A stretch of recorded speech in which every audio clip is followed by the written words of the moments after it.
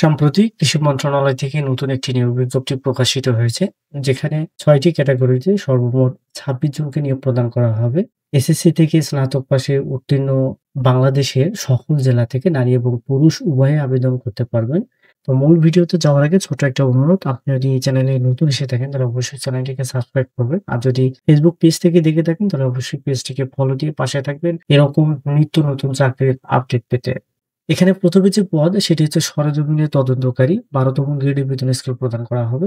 এই পদে ৪ জনকে নিয়োগ দেওয়া হবে। কৃষি, অর্থনীতি, গণিত, অর্থনীতি, পরিসংখ্যান বা বাণিজ্যে ৩য় শ্রেণীর স্নাতক ডিগ্রি থাকতে হবে। ষাটমুদ্রাকরী কাম কম্পিউটার অপারেটর পদে ৭ জনকে নিয়োগ প্রদান করা হবে। ১৩তম গ্রেডের বেতন স্কেল।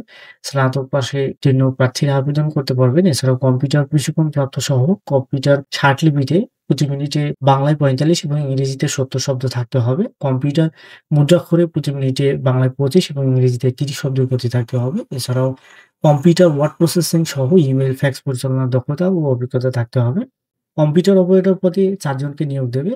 বিজ্ঞান বিভাগ থেকে স্নাতক বা সমমানের ডিগ্রি থাকতে হবে। এছাড়াও কম্পিউটার মুদ্রাক্ষরের সর্বনিম্ন গতি প্রতি মিনিটে বাংলায় ২৫ এবং ইংরেজিতে ৩০ শব্দের গতি সহ স্ট্যান্ডার্ড অ্যাপটিটিউড টেস্টে উত্তীর্ণ হতে হবে। ৪ নম্বরটি হচ্ছে অফিস সহকারী কাম কম্পিউটার মুদ্রাক্ষরিক, যেখানে ১৬তম গ্রেডের বেতন স্কেল প্রদান করা হবে। এই পদে ক্ষেত্রে ২ জনকে নিয়োগ প্রদান করা হবে। এইচএসসি বা সমমানের পরীক্ষায় উত্তীর্ণ হচ্ছে শিক্ষাগত যোগ্যতা। এছাড়াও কম্পিউটার প্রশিক্ষণ প্রাপ্ত সহ কম্পিউটার মুদ্রাক্ষরে বাংলায় ২০ এবং ইংরেজিতে ২০ শব্দের গতি থাকতে হবে প্রতি মিনিটে। এছাড়াও কম্পিউটার ওয়ার্ড প্রসেসিং সহ ইমেইল, ফ্যাক্স পরিচালনার দক্ষতা ও অভিজ্ঞতা থাকতে হবে। ক্যাশ সরকার পদে ১ জনকে নিয়োগ দেওয়া হবে। ১৮তম গ্রেডের বেতন স্কেল। বাণিজ্য বিভাগ থেকে এইচএসসি বা সমমানের পরীক্ষায় উত্তীর্ণ হচ্ছে শিক্ষাগত যোগ্যতা। এছাড়াও কম্পিউটার চালানোর দক্ষতা থাকতে হবে। কম্পিউটার ওয়ার্ড প্রসেসিং সহ কম্পিউটার চালানোর দক্ষতা ও অভিজ্ঞতা অবশ্যই থাকতে হবে। অফিস সহায়ক পদে সর্বমোট ৮ জনকে নিয়োগ প্রদান করবে। ২০তম গ্রেডের বেতন স্কেল, যেখানে শিক্ষাগত যোগ্যতা হচ্ছে এসএসসি বা সমমানের পরীক্ষায় উত্তীর্ণ।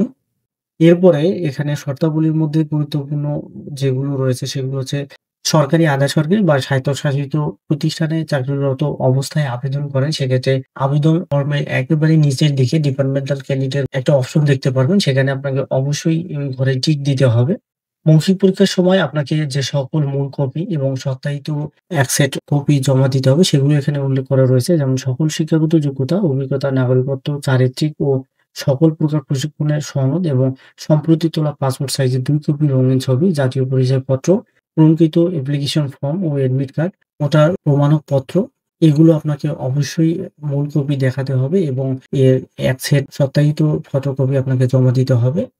আপনারা সরাসরি moa.talitop.com.bd এই ওয়েবসাইটে গিয়ে সরাসরি আবেদনপত্র পূরণ করতে পারবেন। এই আবেদনপত্র পূরণ ও পরীক্ষার ফি জমাদানের তারিখ হচ্ছে ১৭ই নভেম্বর সকাল ১০ টায় এবং শেষ হবে ২৮শে ডিসেম্বর বিকাল ৫ টায়। এই সময়ের মধ্যে আপনাকে অবশ্যই আবেদন করতে হবে। আবেদন করার সময় আপনার ছবি এবং স্বাক্ষরের প্রয়োজন হবে।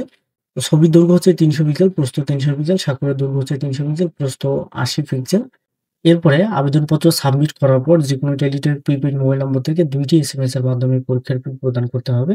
এক্ষেত্রে ১ নং পদের জন্য ৳১৬৮ টাকা, ২ থেকে ৪ নং পদের জন্য ৳১১২ এবং ৫ থেকে ৬ নং পদের জন্য ৳৫৬ প্রদান করতে হবে। এছাড়াও যারা কোটায় বা অনগ্রসর প্রার্থী হিসেবে আবেদন করবে তাদের ক্ষেত্রে শুধুমাত্র ৳৫৬ প্রদান করলেই হবে।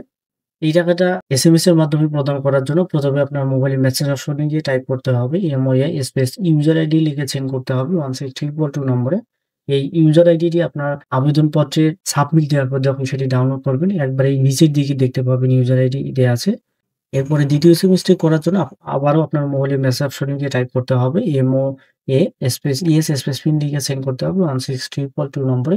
এই পিনটি আপনার ১ম এ যে এসএমএস পাঠানোর পরে যে ফিরতি একটি এসএমএস আসবে সেখানে দেয়া থাকবে। সেই পিন দিয়ে এভাবে এসএমএস করতে হবে। এসএমএস করার পর আপনার কনফার্মেশন একটি এসএমএস আসবে যেখানে লেখা থাকবে যে আপনার পেমেন্টটা সম্পূর্ণরূপে কমপ্লিট হয়েছে। প্রবেশপত্র আপনারা এই ওয়েবসাইটে পেয়ে যাবেন। এছাড়াও যারা যোগ্য প্রার্থী হিসেবে বিবেচিত হবেন তাদেরকে মোবাইল ফোনে এসএমএস এর মাধ্যমে জানানো হবে। সেই এসএমএস এ ইউজার আইডি এবং পাসওয়ার্ড দেয়া থাকবে। সেই ইউজার আইডি এবং পাসওয়ার্ড ব্যবহার করে পরবর্তীতে প্রবেশপত্রটি ডাউনলোড করতে পারবেন এবং ডাউনলোড করার পর সেটি অবশ্যই প্রিন্ট করে নিবেন।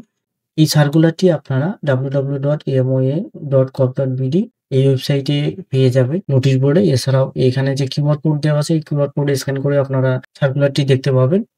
আপনার অনলাইনে আবেদন করতে যদি কোনো প্রকার সমস্যা হয় সেক্ষেত্রে আপনার টেলিটক নম্বর থেকে 1 to 1 এ অথবা টেলিটকের জব পোর্টালে ফেসবুক পেজে আপনি মেসেজ দিতে পারবেন। মেসেজ দিয়ে যোগাযোগ করতে পারবেন। এছাড়াও মেইল করতে পারবেন। তবে মেইল করার সময় organization name, post name, applicants user ID এবং কন্টাক্ট নম্বর অবশ্যই উল্লেখ করতে হবে সাবজেক্টে।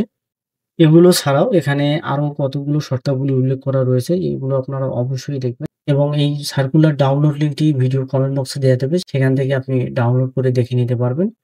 দেখা হবে পরবর্তী কোনো নিয়োগ বিজ্ঞপ্তির ভিডিওতে। সেই পর্যন্ত ভালো থাকবেন, সুস্থ থাকবেন। আল্লাহ হাফেজ।